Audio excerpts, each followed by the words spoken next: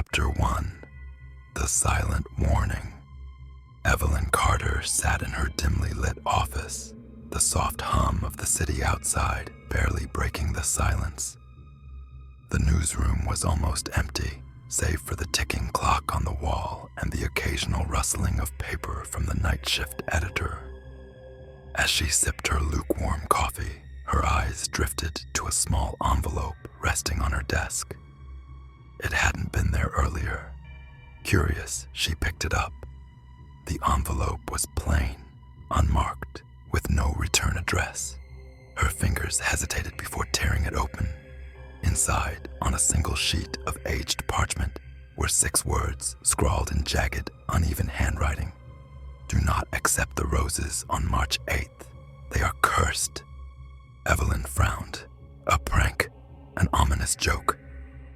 She glanced around the empty room, half expecting a colleague to pop out laughing. But no one was there. A chill crept up her spine. She set the note aside, shaking her head. Superstitions had no place in journalism.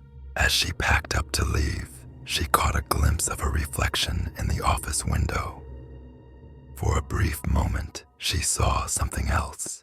A shadowy figure standing behind her, its hollow eyes locked onto hers. She spun around, heart pounding, but there was nothing. The lights flickered momentarily, casting eerie distortions across the room. "Get a grip, Evelyn," she muttered to herself, grabbing her coat. The long day was getting to her. That night, as she lay in bed, sleep refused to come. The warning note played over and over in her mind. Then, in the silence of her apartment, she heard it. A whisper, faint, almost imperceptible, but unmistakable. A voice, hoarse and distant, murmuring, "Do not accept the roses." Evelyn shot up, her breath shallow. Her bedroom was empty. The city lights flickered through the window, casting eerie shadows on the walls. She grabbed her phone and checked the time. 3:08 a.m. Just a coincidence, she told herself. But her room felt colder, the air thick with an unfamiliar scent, a mix of roses and something rotten. Then came the sound of paper crumpling. She turned toward her desk and gasped. The warning note was now unfolded, resting neatly in the center, though she had left it tucked away inside her bag. A scratching sound echoed from her closet door, slow, deliberate. Evelyn froze, her pulse hammering in her ears. Her trembling hand reached for the bedside lamp, but before she could switch it on, the closet door creaked open a mere inch, revealing nothing but blackness. A breath, cold and wet, brushed against her cheek. She lunged for the lamp, flooding the room with light. The shadows retreated instantly, and the closet door stood wide open, revealing only her hanging clothes. But something was different. Nestled between the folds of her jackets was a single red rose. Her phone vibrated violently, the screen flashing an unknown number. With hesitant fingers, she picked it up and swiped to answer. A long, rattling breath filled the line. Then, the same hoarse voice whispered, "You have been chosen." Evelyn's blood ran cold. The line went dead. A single thought gnawed at her mind. What if it wasn't just a warning? Chapter 2. The Vanishing Women. Sleep was elusive. When Evelyn finally drifted off, her dreams were filled with faceless women reaching out to her, their fingers ice cold, their whispers merging into a single plea. Find us. By morning, Evelyn was resolved. She needed answers. She headed to the Ravensbrook Public Records Office, a dusty archive nestled in the town's oldest district. Inside, she was met with the scent of decaying paper and the rhythmic creak of a ceiling fan. A weary-eyed clerk looked up as she approached. "Help you with something?"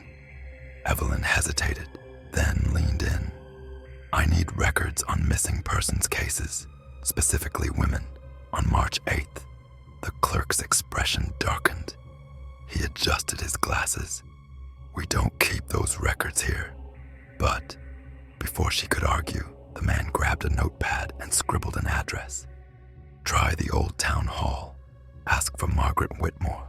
She knows things." His voice dropped to a whisper. "Be careful what you dig up.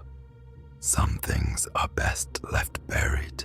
Evelyn took the note and left, unease settling in her gut.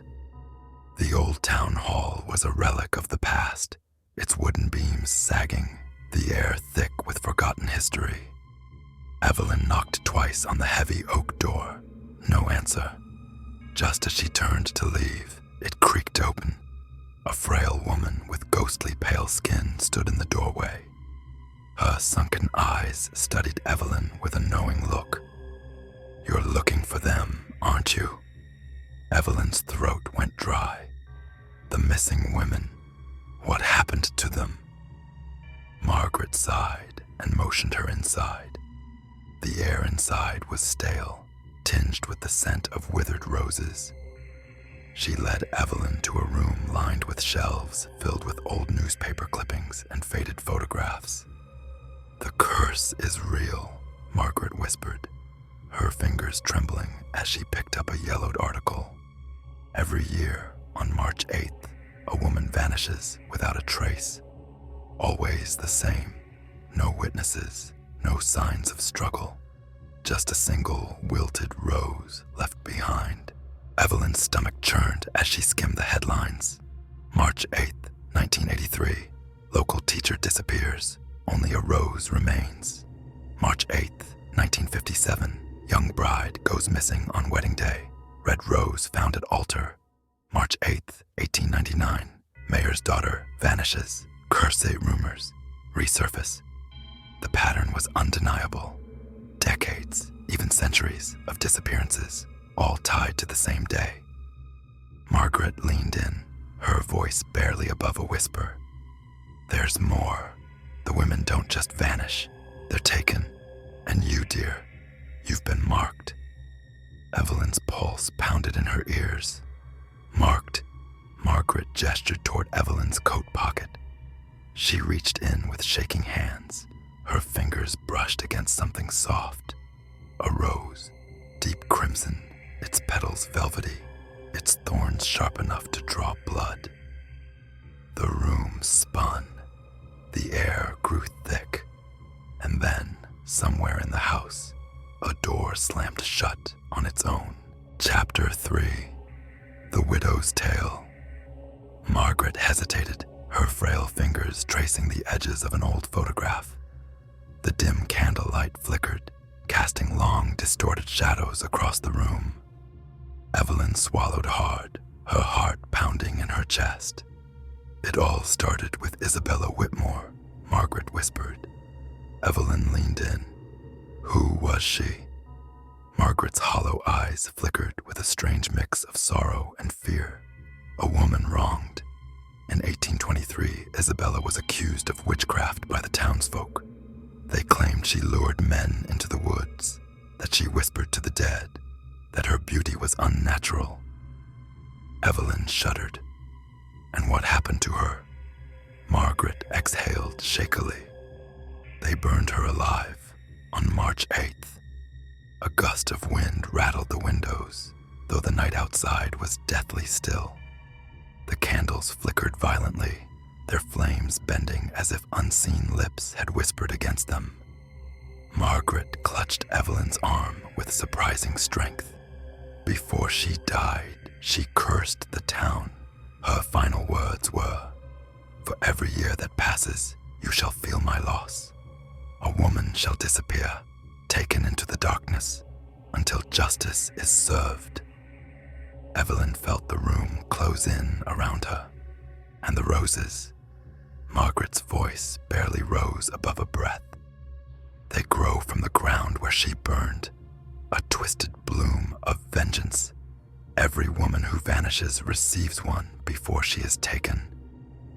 Evelyn instinctively reached into her coat pocket.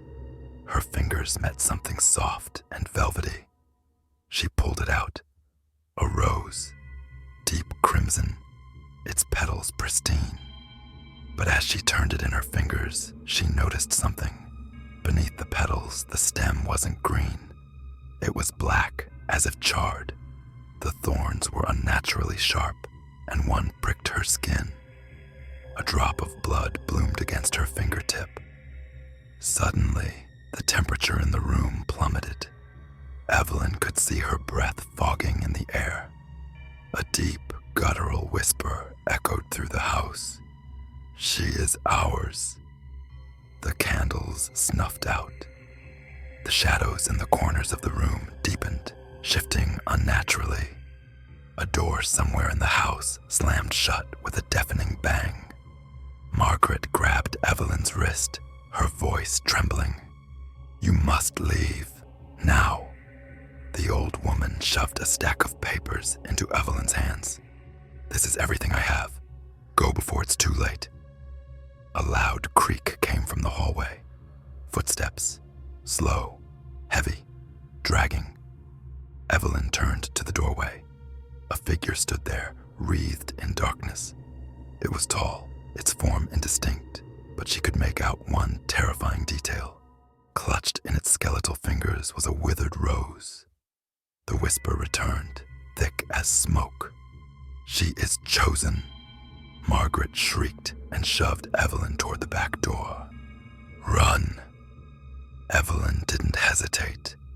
She bolted through the darkened house, past shelves lined with old books and photographs of long-forgotten faces. The whispers grew louder, overlapping, suffocating. She reached the door and yanked it open, stumbling into the night. The cold air bit at her skin, but she didn't stop. She ran. As she reached her car, she dared to glance back. Margaret stood in the doorway, her face pale as death. Behind her, the shadow loomed, growing taller, stretching toward the ceiling. And then, the door slammed shut. Evelyn's breath came in ragged gasps.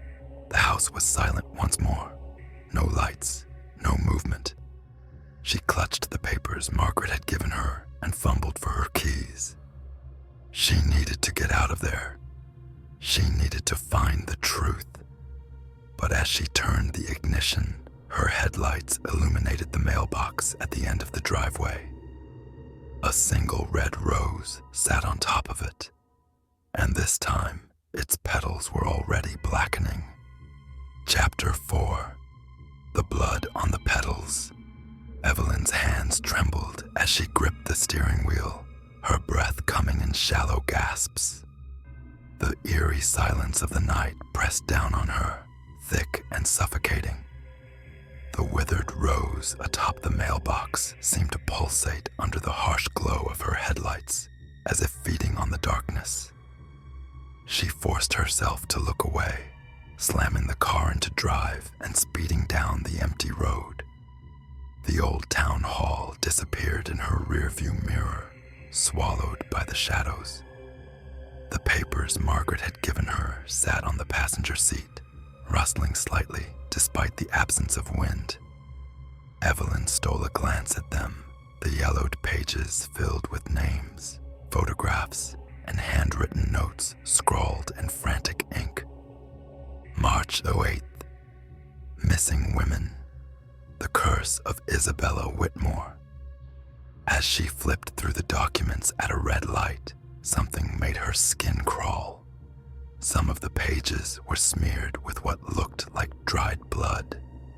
And in the margins of one newspaper clipping, written in the same jagged handwriting as the warning note she had received, were the words, "Do not let the roses bloom." A horn blared behind her, snapping her out of her trance. The light had turned green. Evelyn hit the gas, gripping the steering wheel tighter. She needed answers. The forgotten graveyard. By the time she reached her apartment, the city felt unnervingly quiet. The streetlights flickered, their glow weak and sickly. She hurried inside, locking the door behind her. She dumped the papers on the kitchen table, her eyes scanning them frantically. Among the newspaper clippings, she found an old map of Ravensbrook.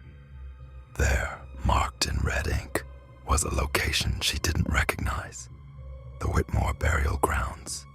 A graveyard, one that wasn't on any modern map. Evelyn's pulse quickened. If Isabella's body had been buried there, perhaps she could find a way to break the curse. She grabbed a flashlight and her car keys. The burial grounds were deep in the woods, past the outskirts of town where no one ever went. The road leading there was overgrown, branches scraping against her car like skeletal fingers. The moment she stepped out, an unnatural stillness settled over the area. No wind, no insects, only the sound of her own breathing. The graveyard was ancient, its headstones worn and crumbling. Weeds had overtaken most of the graves, but as she moved deeper into the cemetery, she noticed something strange. Fresh roses, dozens of them, laid carefully atop certain graves. Her stomach twisted. These weren't normal flowers. Their petals were unnaturally red, almost glistening, as if soaked in something wet.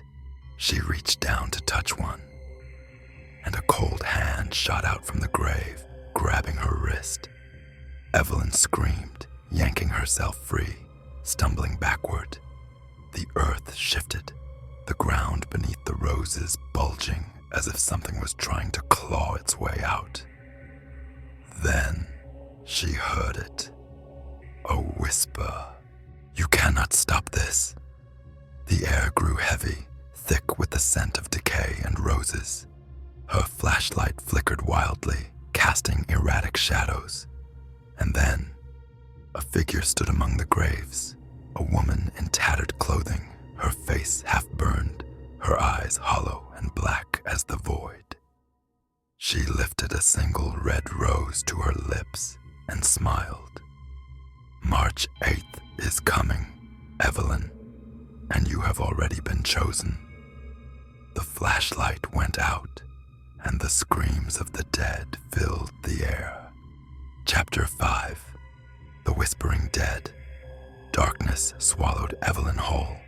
The air was thick, pressing against her like unseen hands tightening around her throat. She fumbled with the flashlight, her trembling fingers barely able to grip the switch. A click, a flicker, and then light. The graveyard was empty. The burned woman was gone. The graves were still, the roses undisturbed. Yet the air still hummed with something sinister, an unnatural charge that sent shivers down her spine. Evelyn backed away slowly, her breath ragged.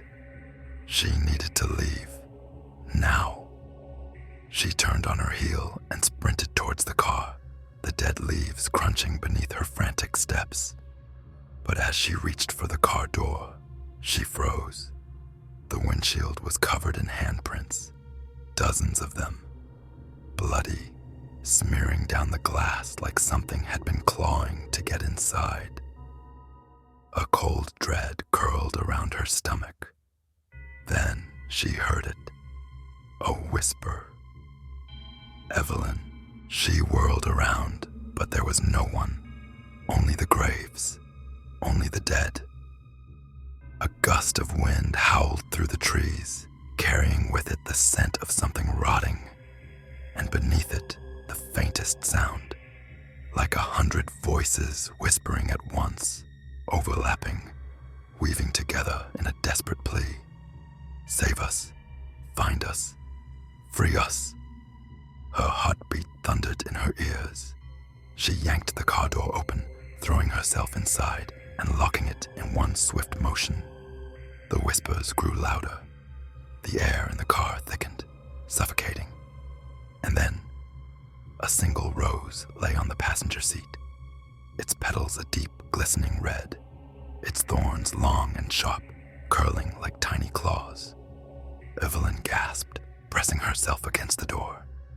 The rose hadn't been there before. She was sure of it. She reached for it hesitantly, her fingers brushing against the petals. A sharp pain. She pulled back. A thin cut ran across her fingertip, a bead of blood forming instantly. The rose had drawn blood, and then, as she watched in horror, the flower absorbed it. The droplet of crimson seeped into the petals, darkening them further, as if the rose was feeding. Evelyn's breath hitched. She grabbed the rose and hurled it out the window. The whispers stopped. Silence. Shaking, she turned the key in the ignition. The car rumbled to life, its headlights slicing through the darkness. She pressed the gas and sped away, leaving the cursed graveyard behind. But as she glanced in the rearview mirror, her stomach twisted. The burned woman was standing at the edge of the graveyard, watching, and in her charred hands, she held the same blood-red rose. The forgotten diary. Evelyn didn't sleep that night. She sat at her kitchen table, the papers from the town hall spread before her, scanning every word for answers. Who was Isabella Whitmore, really? Why had she been accused of witchcraft? Somewhere in the pile of old records, a small leather-bound book caught her eye. A diary, brittle with age. Margaret had given it to her, whispering, "Read this, but be warned, truth comes with a price." Evelyn hesitated, then opened it. The first page was dated March 7th, 1823. "They are coming for me tomorrow. The trial is a lie. They do not seek justice, only blood." Evelyn's fingers tightened on the pages. She flipped forward. "I did nothing wrong. They called me a witch because I was different, because I knew the earth, the herbs, the stars. But my greatest sin, loving a man I was never meant to have." Her heart pounded. He betrayed me. He let them take me. A stain marred the next page, dark like old blood. "If I must burn, then let my fire consume them all. Let my sorrow stain this town for eternity. For every year that passes, they shall know my pain. One woman for every March 8th. One life for my stolen life, until he pays the price." Evelyn's blood ran cold. The curse wasn't just random. It wasn't blind vengeance. It was a hunt, a cycle, a never-ending punishment. And the last words in the diary sent a chill straight through her bones. "This year, she will come for another." Evelyn's hands trembled as she closed the book. This year, tomorrow, March 8th, and she had already been chosen. Chapter 6, The Mark of the Cursed. The night was suffocating. The weight of Isabella Whitmore's diary pressed against Evelyn's hands as she sat frozen in her chair. The dim kitchen light flickered, casting eerie shadows along the walls. Her breath was shallow. The words from the last page burned into her mind. This year, she will come for another. A gust of wind rattled the windows. The air grew colder. Then, knock, knock, knock. A sharp, deliberate rapping at her front door. Evelyn's stomach clenched. No one should be visiting at this hour. The rational part of her screamed, "Don't open it," but her curiosity clawed at her. Slowly, she stood, moving toward the door with hesitant steps. The knocks came again, louder this time, more impatient. Her fingers curled around the doorknob. She hesitated, heart hammering in her chest. Taking a deep breath, she yanked the door open. No one was there, only darkness, only silence, and at her feet, a single red rose. Evelyn's pulse spiked. She staggered back, her throat tightening. The rose lay in perfect stillness on the doorstep, its petals velvety and deep crimson. The same kind of rose that appeared in her apartment, in her car, at the graveyard. Her shaking hand reached for it, but she stopped herself. No, not this time. A sudden whisper curled through the night air, low and haunting. Evelyn. She spun around. Her street was empty.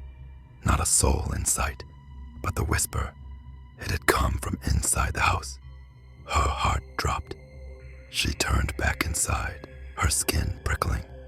The air felt thick, charged with something unseen, something watching. Then she saw it, the mirror in her hallway. Her reflection stood there, rigid and cold, but her eyes were wrong. They weren't hers. They were hollow, dark, empty, and her reflection wasn't copying her. It was smiling. Evelyn stumbled backward, her breath coming in short gasps. The reflection tilted its head, its grin widening unnaturally. Then it whispered, "You have been marked." The lights exploded, plunging the room into darkness. Evelyn screamed, and from the shadows, the whispering voices returned, dozens of them, all speaking at once. The time has come. The curse must be fulfilled. She is waiting. A cold hand grazed the back of her neck. Evelyn bolted. She grabbed the nearest lamp and smashed it to the ground, flooding the room with a faint, flickering glow. The whispers faded. The air stilled. Her reflection was normal again. The rose on the doorstep was gone, but the mark remained. She lifted her sleeve with trembling fingers. On her forearm, faintly etched into her skin, a single thorned vine, winding its way from her wrist to her elbow, deep red like dried blood. It hadn't been there before.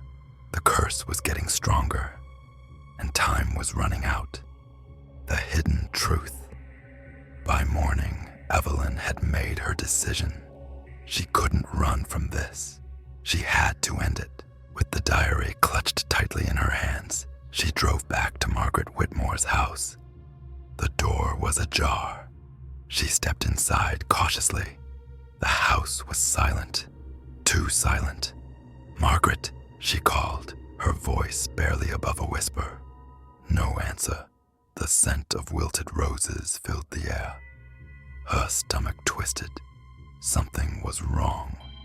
She moved further in, her shoes creaking against the old wooden floor. She reached the parlor, where stacks of old newspapers and photographs lay scattered. And then she saw it. A chair toppled over. A single blood-red rose resting on the floor beside it. And above, Margaret, hanging from the ceiling by a rope. Evelyn choked on a scream. Margaret's lifeless eyes stared down at her, mouth slightly open as if frozen in a silent warning. Her frail hands were curled into fists, as though she had fought against something unseen. And carved into the wall behind her, jagged and deep, "You cannot break the curse." Evelyn stumbled back, her vision blurring with horror. The whispers returned, curling around her like smoke. The shadows in the corner of the room shifted, and in the dim light, she saw her, Isabella Whitmore, standing right there, watching. Her burned, skeletal face twisted in something that was almost a smile. Evelyn's breath hitched. The dead woman took a single step forward, then another. Evelyn ran. Chapter 7. The Grave Beneath the Roses. Evelyn's breath came in ragged gasps as she fled from Margaret Whitmore's house. Her car keys trembled in her hand as she fumbled with the lock. The whispers still echoed in her mind, and the image of Isabella Whitmore's burned, grinning face was seared into her vision. The moment she slammed the car door shut, she caught movement in the rearview mirror. A shadow. It flickered in the back seat, just for a second, long enough to send ice-cold terror down her spine. Her shaking fingers jammed the key into the ignition. The engine sputtered, then roared to life. She didn't dare look back. She sped away, gripping the steering wheel so tightly her knuckles turned white.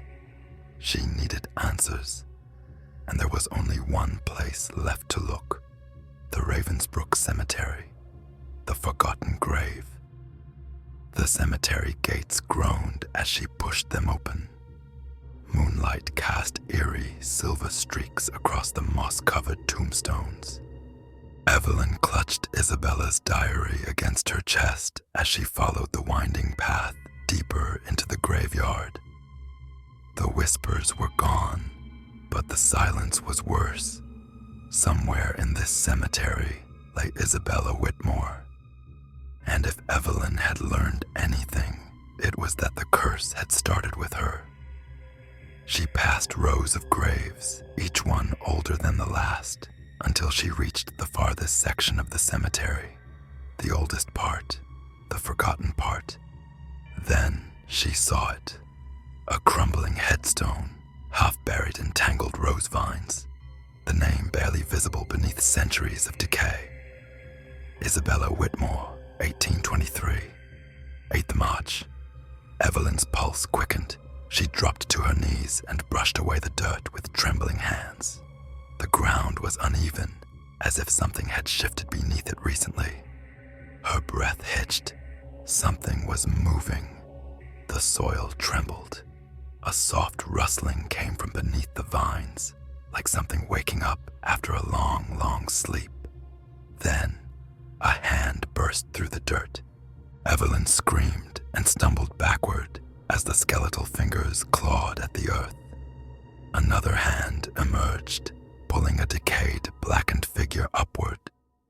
The corpse of Isabella Whitmore was rising, her empty eye sockets locked onto Evelyn. Her mouth opened, lips burned away to reveal a row of jagged, yellow teeth.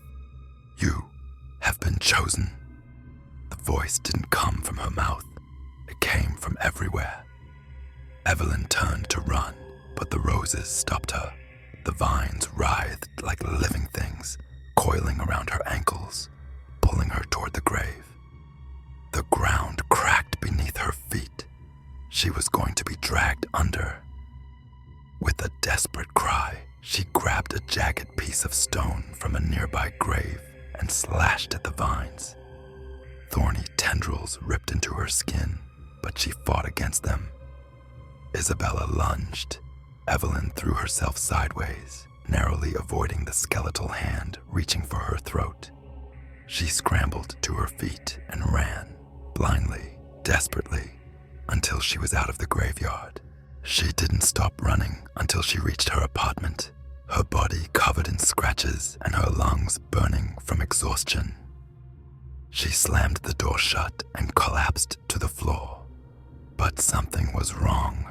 The scent of roses filled the air, and then, knock, knock, knock. Her heart stopped.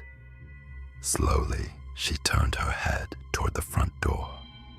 A single red rose had been slipped through the mail slot, and a voice whispering from the other side, "You cannot run from the curse." Chapter 8. The Blood-Stained Roses. Evelyn sat motionless on the floor, her breath ragged as she stared at the crimson rose lying on the cold wooden planks of her apartment. The whisper still lingered in the air, as if the presence on the other side of the door had not yet left. She reached forward with trembling fingers, but the moment she touched the delicate petals, a sharp pain shot through her hand. A deep, burning cut opened across her palm, as if something unseen had sliced her flesh. Blood dripped onto the floor. The rose absorbed it. Evelyn's stomach twisted in horror as the petals darkened, shifting from their rich red to an unsettling shade of black. A sudden knock shattered the silence. Knock, knock, knock. It came from her bedroom. Her breath hitched. There was no one else in the apartment. Slowly, she rose to her feet. The air in the room felt thick, suffocating, as if something was watching her from the shadows. She turned her head toward the hallway leading to her bedroom. The door was ajar. From within, a faint creaking sound echoed, like a chair rocking back and forth. And then she saw it, a figure sitting at the edge of her bed. At first, it was barely more than a shadow, but as her eyes adjusted to the dimness, details began to emerge. The blackened flesh, charred and peeling. The hollowed-out sockets where eyes should have been.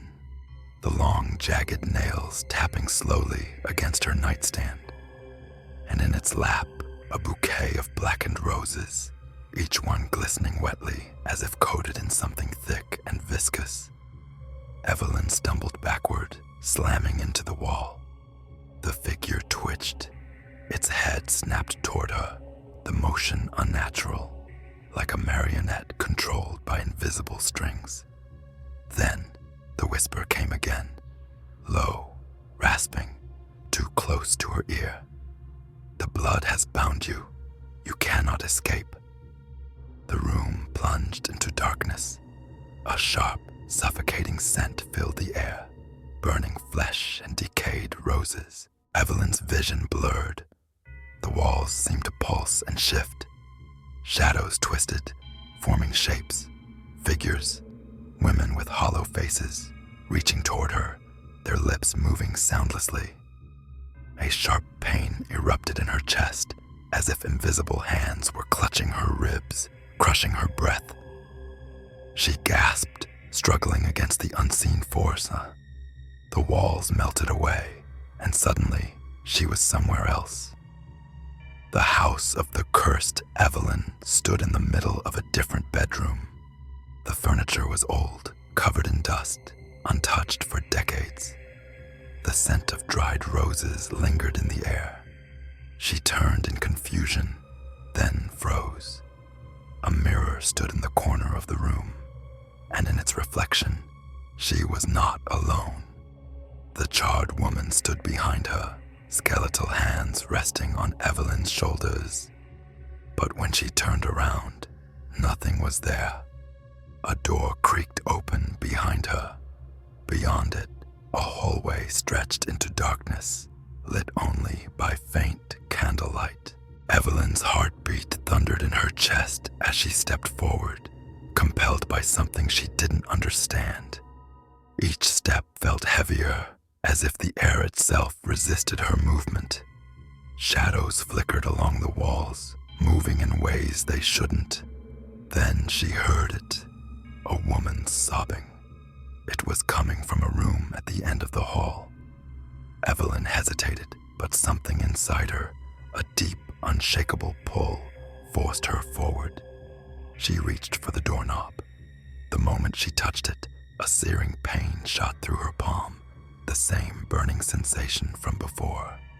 Blood dripped down her fingers, sizzling as it met the wood. The door swung open on its own. Inside, the room was filled with roses, hundreds of them. Their petals were wilted and blackened, their stems twisted like skeletal fingers. And at the center of it all, a woman kneeling in a pool of blood. Her back was turned to Evelyn, her long black hair cascading over her tattered white dress. Her hands trembled as she picked up a single rose from the ground. They never stopped. The woman's voice was broken, a whisper barely louder than the rustling petals. Evelyn took a step closer, swallowing her fear. "Who are you?"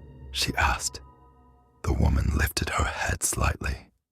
Though Evelyn couldn't see her face, she saw her shoulders shaking with silent sobs. "They never stopped," she repeated. "They kept taking us, one by one, year after year." A shiver crawled down Evelyn's spine.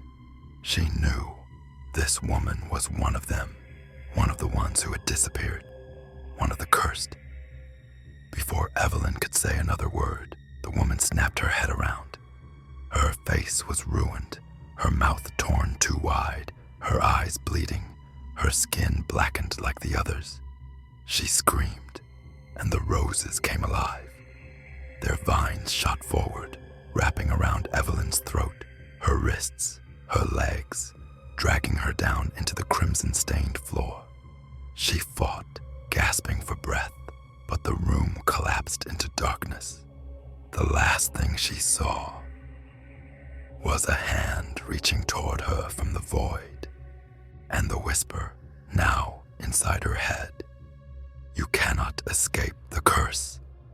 Chapter 9, The Forgotten Ones. Darkness swallowed Evelyn whole. She tumbled through the abyss, her screams lost in the void. The sensation of falling was endless until it wasn't. Her body slammed onto something solid. The impact sent pain splintering through her bones, but when she opened her eyes, she found herself lying on stone-cold ground. The scent of earth and decay filled her nostrils. She pushed herself up on shaking arms and looked around. She was underground. The walls were made of crumbling brick, lined with moss and twisted roots that pulsed as if they were alive. Candles flickered weakly in the distance, their flames casting elongated shadows that stretched unnaturally across the damp floor. Evelyn swallowed hard. This place, it felt ancient. The air was thick with something unnameable, something that made her skin crawl. A whispering sound stirred behind her. She turned sharply. A corridor stretched into darkness, and in that darkness, they were waiting. Figures lingered at the edges of the candlelight, their silhouettes shifting, flickering. Women, dozens of them. Their faces were obscured by shadows, but Evelyn could hear them murmuring, sobbing, whispering. She pressed her back against the cold wall, her pulse hammering. The women stepped closer. As they moved into the dim light, their appearances became horribly clear. Some were charred and broken, their flesh blackened and cracked like burnt paper. Others were pale and bloated, their eyes milky white, their mouths frozen in expressions of agony. But the worst part, each of them clutched a wilted rose in their decayed hands. Evelyn's stomach twisted. She wanted to run, but she couldn't, because she knew who they were. They were the missing women, the ones taken by the curse. One of them stepped forward, her tattered dress dragged along the damp ground, her bony fingers clutching a crimson-stained rose. "You came too late," she whispered. Evelyn's breath hitched. Who are you?" The woman tilted her head. For a brief moment, her face flickered, revealing the ghostly remnants of beauty long lost to death.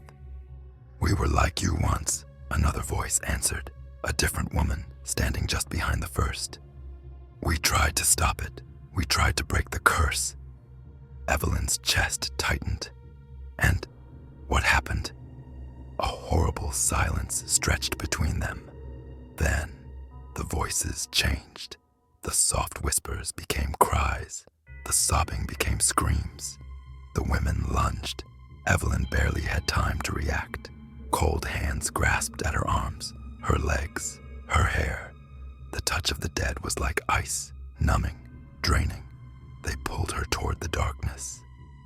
Her feet dragged against the stone, her nails scraping against the damp ground as she fought against the overwhelming force.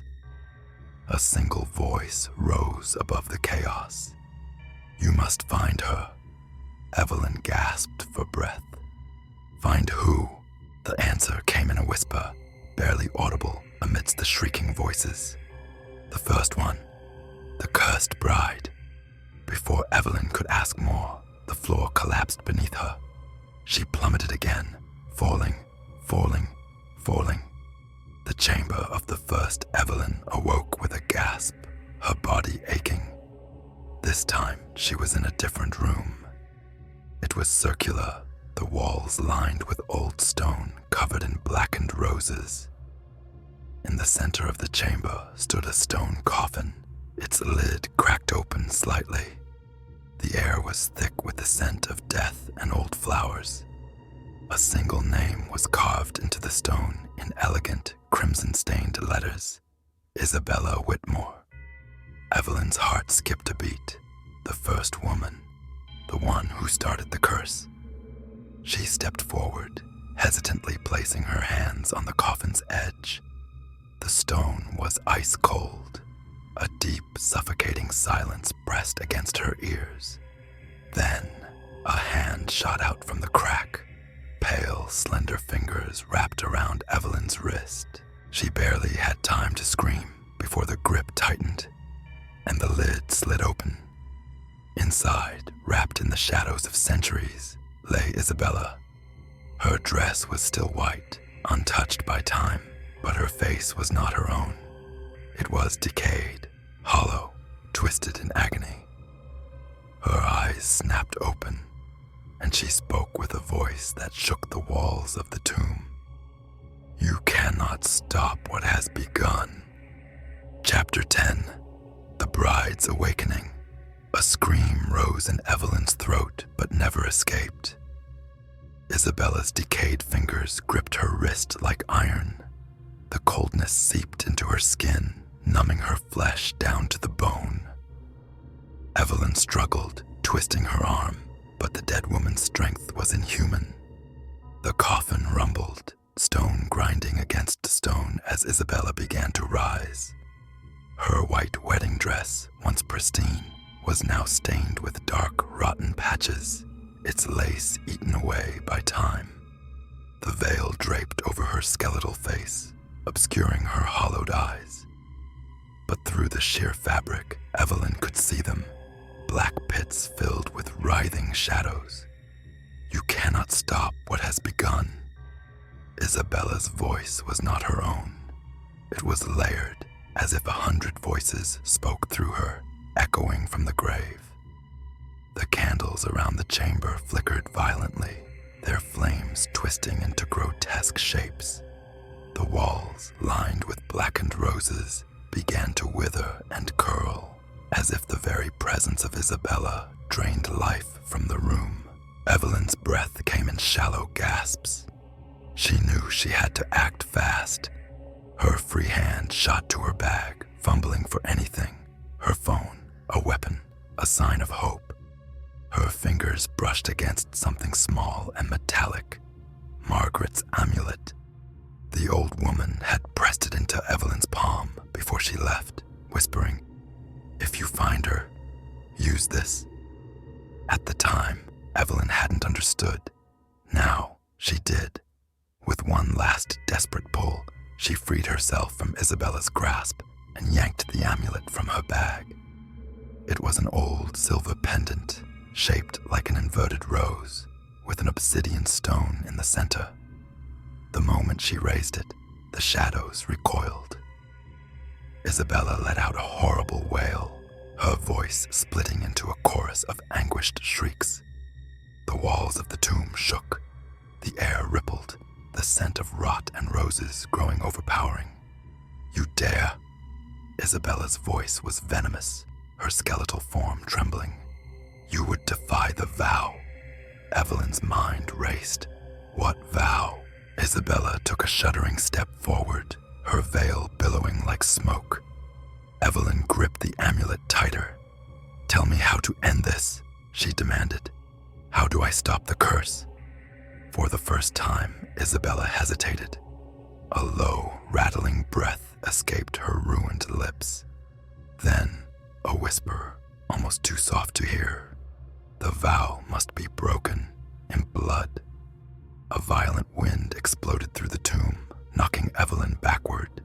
She hit the stone floor hard, pain jolting through her spine. The amulet slipped from her grasp, skidding across the chamber. Darkness swarmed around Isabella, twisting and expanding, swallowing her form until she was nothing more than a shadowy outline. "Break the vow in blood," she repeated, her voice distant now, as if she was being pulled back into the void. Or March 8th shall never end. Then, silence. The tomb went still. The air was thick, heavy with something unspoken. Evelyn, chest heaving, crawled toward the amulet, her fingers closing around the cold metal. Their bodies dangled, their heads bowed, their hands still clutching the withered roses given to them on March 8th. And on the altar below, engraved into the stone, were the words, "The vow shall bind until the blood of the willing is given." Evelyn's stomach twisted. This was it. This was the heart of the curse. But what did it mean? Whose blood? She barely had time to think before the chamber lurched. A low moan filled the air. The bodies above her began to stir. One by one, their heads snapped upward, their eyes now hollow and black. Then, they began to scream, and they came for her. Evelyn had only seconds to react. She grabbed the amulet, clutching it like a lifeline. She had to break the vow. But how? The women surged forward, their decayed hands reaching, their mouths opening impossibly wide. Evelyn's mind raced, blood of the willing. Then it hit her, her own blood. With no time to hesitate, she raised the amulet to her palm and slashed her skin open on its sharp edge. The moment her blood touched the stone altar, a shockwave of energy exploded through the chamber. The women froze mid-motion, their bodies convulsing violently. A deafening howl erupted, shaking the very ground beneath her. The darkness cracked, splintering apart like shattered glass.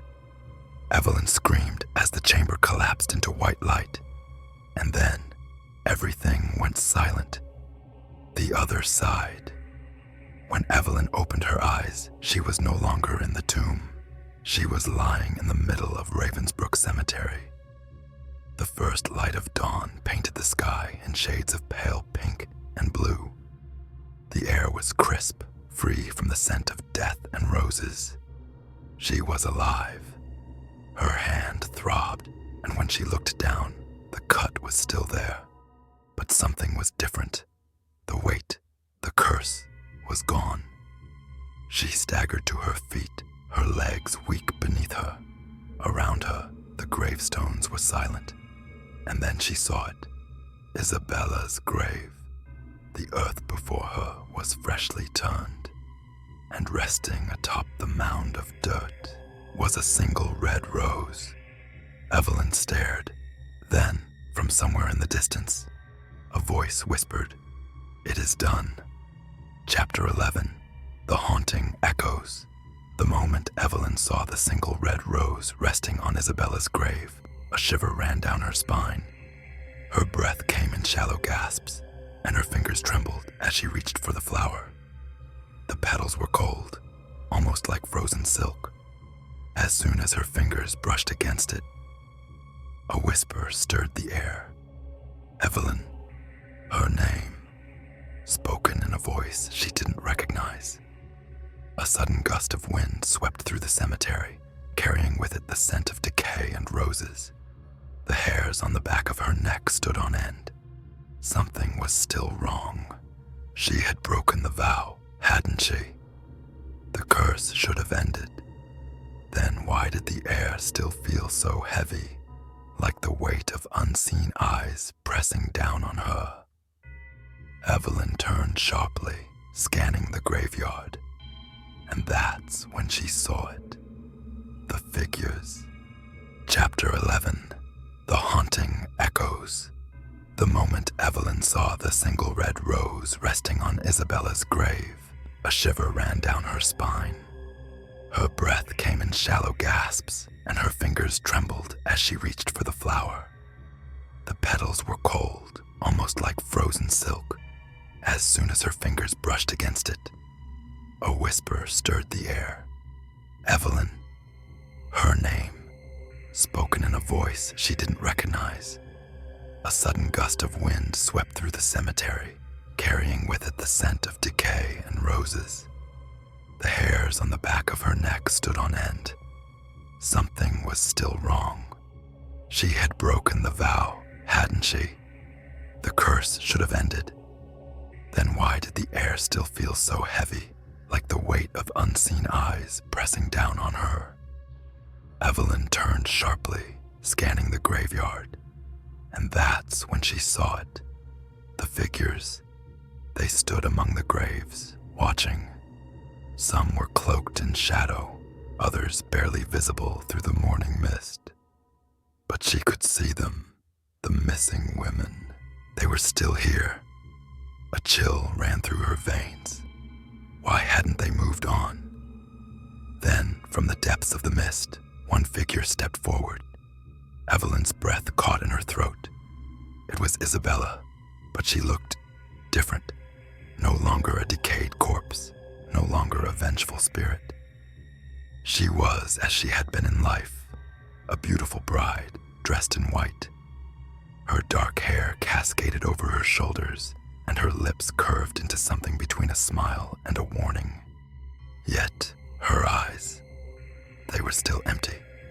"You freed me," Isabella said softly. Her voice no longer echoed with 100 others. It was hers alone.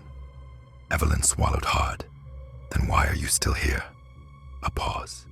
Then Isabella lifted her hand. Evelyn followed her gesture and saw that the other women had begun to move. Not toward her, toward the town.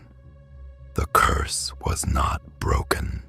Evelyn's pulse pounded. The women drifted through the fog, their white dresses tattered, their heads bowed. Some of them moved as if in a trance, others with purpose. Evelyn's stomach twisted. They were heading toward Ravensbrook. "No." She turned back to Isabella, her voice rising. "I did what you said. I broke the vow with my blood." Isabella's gaze remained calm, almost pitying. "You broke the vow," she said, "but the debt remains." Evelyn felt the world tilt. "What do you mean?" Isabella took a slow step forward, and Evelyn had to fight the urge to step back. "A vow is made with words, but a debt is paid with lives," Isabella whispered. "Did you really think blood alone would be enough?" Evelyn's mind reeled. "Then how do I stop them?" A long silence. Then, Isabella's smile faded, and her next words sent ice through Evelyn's veins. "You can't. Ravensbrook falls, silent." By the time Evelyn made it back to the town, the sun had fully risen. But something was wrong. The streets were empty. Not just quiet, empty. Shops stood with their doors wide open, as if people had abandoned them mid-task. A newspaper fluttered along the pavement, the headline barely legible. She grabbed it, her hands shaking. The date, March 8th. Evelyn's stomach dropped. She looked around frantically, stepping further into the main street. Where was everyone? She reached for her phone, but the screen was black. No service, no battery, even though she had charged it the night before. Then, a sound, a low, distant weeping. She turned toward it, her breath catching. A woman sat on a nearby bench, her shoulders shaking with silent sobs. Evelyn hesitated. She hadn't seen her before. Slowly, she approached. "Miss." The woman's head snapped up. Evelyn froze. The woman's eyes were gone. Two hollow, bleeding sockets stared back at her. And then, she smiled and whispered, "It has begun." The roses bloom again. Evelyn staggered backward, her breath caught in her throat. A chill rushed through her veins as the wind picked up, carrying with it a scent she now dreaded. Roses. The town was covered in them. They crept along the buildings, wove through the lampposts, and spilled onto the empty streets. And as Evelyn stood there, staring in horror, she realized they were blooming from the bodies. Figures lay motionless on the sidewalks and doorways. behind the glass of abandoned cars, their faces peaceful, almost as if they had merely gone to sleep. But from their lips, from their chests, from their hands, red roses grew, as if the earth itself had claimed them. Evelyn couldn't breathe. The town was dead. The curse hadn't ended.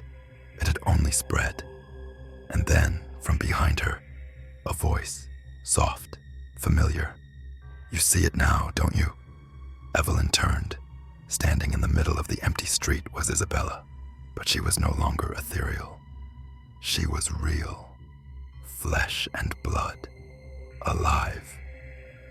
And as Evelyn watched, horror creeping through her, she realized the dead had taken the place of the bride, and the bride had returned to the world of the living. Chapter 12, The Price of Revival. Evelyn's breath hitched as she took a step back. Her mind reeled at the impossible sight before her. Isabella Whitmore, alive, no longer a ghost, no longer a whisper of the past. Flesh, blood, and breath. But at what cost? Behind Isabella, the town of Ravensbrück lay in eerie silence. The streets were littered with bodies, their forms unnaturally still, faces frozen in expressions of serenity. From their mouths, hands, and chests, roses bloomed, their deep red petals stark against pale, lifeless skin. The scent of rotting flowers and death thickened the air. Evelyn swallowed the bile rising in her throat. "You tricked me," she whispered. Isabella tilted her head, her dark eyes gleaming. "No, Evelyn, I told you the truth. You freed me. You broke the vow. The town paid its price." Evelyn's heart pounded against her ribs. "You knew this would happen." Isabella took a slow step forward, the hem of her ghostly white dress brushing against the petals at her feet. The curse was never meant to be lifted, only transferred. Her voice was soft, almost gentle, as if explaining something to a child. "A debt must always be paid. For over 2 centuries I suffered. Now the town suffers in my place." Evelyn clenched her fists. "You took their lives." Isabella's expression remained calm. "I only took what was owed." The wind howled through the empty streets, carrying with it the rustling whispers of the dead. Evelyn could hear them, soft, mournful voices, speaking words she could not understand. Then she saw it. The roses were still spreading, creeping, writhing. The vines slithered across the pavement, twisting toward the remaining homes, curling around the doors like hungry fingers. The town wasn't done dying. Evelyn's breath came in ragged gasps. "This has to stop." Isabella watched her for a long moment, then smiled. "Then take my place." The final choice. Evelyn froze. "What?" Isabella's voice was as smooth as silk. "You have 2 choices, Evelyn. Leave now and let the town decay into nothing, or take my place and end the cycle forever." A wave of nausea crashed over Evelyn. "I know, that's not, isn't it?" Isabella's eyes gleamed with something unreadable. "You wanted to stop this, didn't you? You wanted to save them." Evelyn's pulse thundered. She had freed Isabella, but the curse had simply shifted. It needed a vessel, a keeper, a new bride for the curse. The roses stirred at her feet, their thorns twisting toward her like serpents scenting prey. Isabella stepped closer, her presence strangely cold. "Accept the vow, Evelyn. Take my place, and the town will be restored." Evelyn's lips parted, but no sound came. A terrible truth settled over her. This had never been about breaking the curse, only about choosing who bore it. Her eyes darted to the town. If she refused, Ravensbrück would continue to wither. The roses would consume everything. But if she accepted, a sharp pain bloomed in her chest. She gasped, clutching her shirt. when she pulled her hand away. Blood. A rose was growing from her skin. Her body was already deciding for her. She met Isabella's gaze, her vision blurring. Will it really stop? Isabella's expression softened. Yes. Evelyn exhaled a shaky breath. Then, with the last of her strength, she whispered the vow. I accept. The world lurched, a town reborn. Evelyn awoke in darkness. Her breath was steady. Her body was cold but whole, and she knew without needing to see. She was beneath the earth, the new bride of the curse. The roses had taken root in her veins, binding her to the soil, to the cycle, to the town. She was the guardian now, the keeper of balance. As long as she remained buried, Ravensbrook would live. And above her, as the first rays of dawn touched the town, the roses withered away. The townspeople stirred from their unnatural sleep, their memories foggy, their lives returned. The nightmare was forgotten. But deep beneath the earth, Evelyn remembered. And she waited, because one day the cycle would begin again, and another would have to take her place. Chapter 13. The Early Awakening. The night was unnaturally cold. Evelyn lay in bed, her mind drifting in and out of restless sleep. The events of the past weeks haunted her, but she had convinced herself that the curse had ended, that Isabella Whitmore had finally been laid to rest. But deep down, something still felt wrong. A distant knock echoed through her apartment. It was soft at first, almost like a trick of the wind. But then, knock, knock, knock. A rhythmic, deliberate pounding. Evelyn bolted upright, her breath catching in her throat. She glanced at the clock, 2:08 a.m., the same time she had received the first warning. Her fingers trembled as she reached for her phone, but the screen was black, drained of battery despite being plugged in.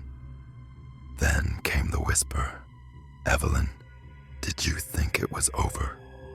The voice slithered through the darkness, curling around her like cold fingers. It was distant, yet intimate, as if it were whispering straight into her mind.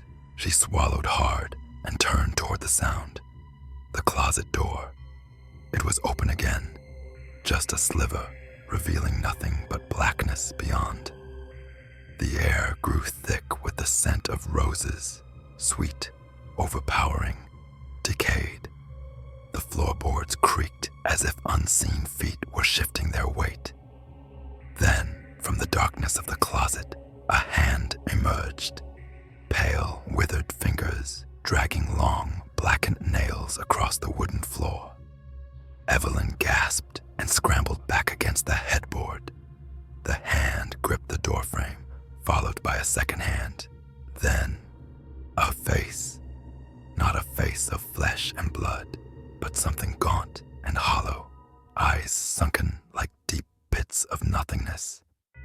It was the same specter she had seen in her nightmares, the shadow of Isabella Whitmore. The debt is not yet paid, the thing rasped. The curse does not rest. Evelyn reached for the lamp, but as she did, the entity lunged. A rush of icy wind filled the room, blowing out the single candle she had burning on her nightstand. Chapter 14. The Blood-Stained Roses. Evelyn sat frozen in her bed, her breath ragged. The air around her still held the sickly scent of decayed roses, clinging to her lungs like thick smoke. She squeezed her eyes shut, willing herself to believe that what she had seen was just a lingering nightmare. But deep down, she knew the truth. The curse had returned. No, it had never left. She forced herself to move, swinging her legs over the side of the bed. Her bare feet touched the cold wooden floor, and an immediate chill shot up her spine.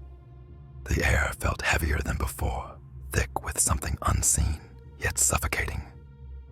soft sound reached her ears. Drip, drip, drip. She turned toward the source, her closet. The door was shut, but a slow crimson droplet slid from the gap beneath it, trailing across the floor in a thin, winding path. Blood. Evelyn's stomach twisted. She hesitated, her body screaming for her to run, to leave the apartment, to forget everything. But she knew she couldn't. She had to end this. Her trembling hand reached for the closet handle. She hesitated for just a moment, long enough to hear a whisper from the other side. "You are too late." The door burst open before she could react. A torrent of wilted roses spilled out, crashing to the floor in a suffocating wave. Their petals were deep red, some almost black, and their stems were lined with razor-sharp thorns. They writhed as if alive, twisting and curling around her ankles. She stumbled backward, desperately trying to free herself. The roses slithered up her legs, their thorns sinking into her skin. A burning pain shot through her as tiny rivulets of blood ran down her calves. And then she saw them. Faces, trapped within the petals, twisted in silent screams, their mouths frozen in terror. The missing women. Their vacant eyes stared at her, pleading, as if begging her to save them. A surge of fear and determination coursed through Evelyn's veins. She ripped at the roses, ignoring the pain as thorns tore into her palms. She had to fight. She had to find a way to stop this before she, too, became part of the curse. But then, a hand grabbed her wrist, cold, brittle, like the bones of the dead. She turned sharply, and there she was, Isabella Whitmore. Her hollow face was inches from Evelyn's, her breath as cold as the grave. "You should have let it rest," Isabella rasped. Evelyn gasped as the world around her shifted. The apartment dissolved into shadows. The walls melted away, and suddenly she was somewhere else. Somewhere ancient. Somewhere wrong. The past calls back. Evelyn found herself standing in the center of a darkened town square.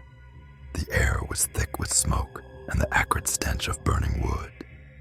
Around her, shadowy figures in old-fashioned clothing watched in eerie silence. A wooden pyre stood before her, its blackened beams still reeking of scorched flesh, and on it, a woman was burning. Isabella Whitmore. Evelyn gasped as she realized where she was. She had been pulled into the past. Isabella's screams filled the air as the flames licked at her dress, her flesh blistering under the heat. But even as she burned, her lips curled into a smile. A curse, spoken through agony, whispered into the night, carried by the wind like an eternal echo. "For every year that passes, you shall feel my loss. A woman shall disappear, taken into the darkness, until justice is served." The townspeople did not flinch. They simply watched, unmoving, unfeeling. Evelyn turned, horrified, but something was wrong. The faces in the crowd, they were the missing women, trapped here, forever. Her pulse pounded in her ears. She had to stop this. She had to find a way out. But then Isabella's charred body turned its head. Her blackened lips parted, revealing a mouth full of roses and ash, and she spoke directly to Evelyn. The cycle continues. Evelyn opened her mouth to scream, but the world shattered around her. Chapter 15. The Final Offering. Evelyn sat motionless in the dim glow of her apartment. The city outside continued as if nothing had changed, as if she hadn't just witnessed something that should not have been possible. But she knew better. The bruises on her wrists throbbed. The curse had claimed her. She had seen too much. The past had marked her, and now the darkness darkness that had swallowed the missing women was coming for her too. A gust of wind rattled her window, carrying with it the sickly sweet scent of roses. The final sign. She had no more time. A desperate plan. Heart pounding, Evelyn grabbed her coat and rushed out into the cold night. She knew where she had to go, the only place where she could face this thing head on. The old cemetery, where Isabella Whitmore had been buried in secret after her execution. If there was any chance of breaking the curse, it had to start there. As she sped through the empty streets of Ravensbrook, the world around her warped. Shadows stretched unnaturally. Streetlights flickered, buzzing like dying insects. She could feel something watching her from the alleyways, something ancient, something hungry. The town itself was shifting. She wasn't running to the cemetery. It was pulling her in. The forgotten grave. Evelyn stumbled through the rusted cemetery gates, the metal groaning like a dying breath. The air was thick with rot, the stench of dead flowers clinging to her skin. She didn't have to search. The grave revealed itself, a sunken plot at the far end of the cemetery, untouched by time. A single blackened rose lay atop the headstone. No name was etched into the stone, only one word, carved deep into the ancient rock. Vengeance. A whisper brushed against her ear. You know what must be done. Evelyn turned sharply, but no one was there. Her hands trembled as she reached into her bag, pulling out the single red rose that had appeared in her apartment. Its petals had darkened, edges curling as if they had been touched by flames. Her breath caught. The rose wasn't a gift. It was an offering. The missing women had all received one before they vanished. The rose wasn't a mark of death. It was a key, a way into the curse, a way to undo it. But at a price. She would have to take Isabella's place. The final choice. Evelyn knelt beside the grave, the cursed rose trembling between her fingers. The whispers of the vanished women filled her ears, their voices overlapping in a ghostly symphony. Break the cycle. End our suffering. You must choose. The ground beneath her shuddered. The air grew thick and suffocating. And then Isabella Whitmore appeared, no longer a burning specter, no longer a shadow in the night. She stood before Evelyn, her face pale, her eyes dark as endless voids, her lips curled in a knowing smile. You understand now, don't you? Isabella whispered. This curse has always required a trade. The whispers around Evelyn grew frantic. She gripped the rose tighter. If she placed it on the grave, the curse would end. The vanished women would be freed. The town would be safe. But she would be lost.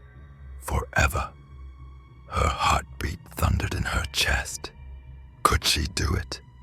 Could she sacrifice herself to end centuries of suffering? The answer came not as a thought, but as a feeling, a deep, aching certainty. She had already been chosen. Her fate had been sealed the moment she received the warning note. With trembling hands, Evelyn laid the rose on Isabella's grave. A sudden, deafening silence fell over the cemetery. The whispers ceased. The air grew still, and then the world shattered. The last goodbye. When Evelyn opened her eyes, she was no longer in the cemetery. She stood in the town square of the past, surrounded by a gathering of silent figures. But this time, there was no fire, no screams, only peace. The missing women stood before her, their forms flickering like candlelight. One by one, they nodded in gratitude, their faces finally at rest. The curse had been lifted. Evelyn felt herself fading, her body growing lighter. She was becoming part of the past, part of the the story. She had broken the cycle, but at the cost of her own existence. The last thing she saw was Isabella Whitmore, watching her with an unreadable expression. And then, darkness. Epilogue. The last rose. March 8th came and went. For the first time in over a century, no woman disappeared. The town of Ravensbrück moved on, oblivious to the nightmare that had been undone. But in the quiet cemetery, at the site of Isabella Whitmore's grave, something remained. A single blood-red rose resting on the cold stone, waiting, just in case the curse ever needed to rise again. The end.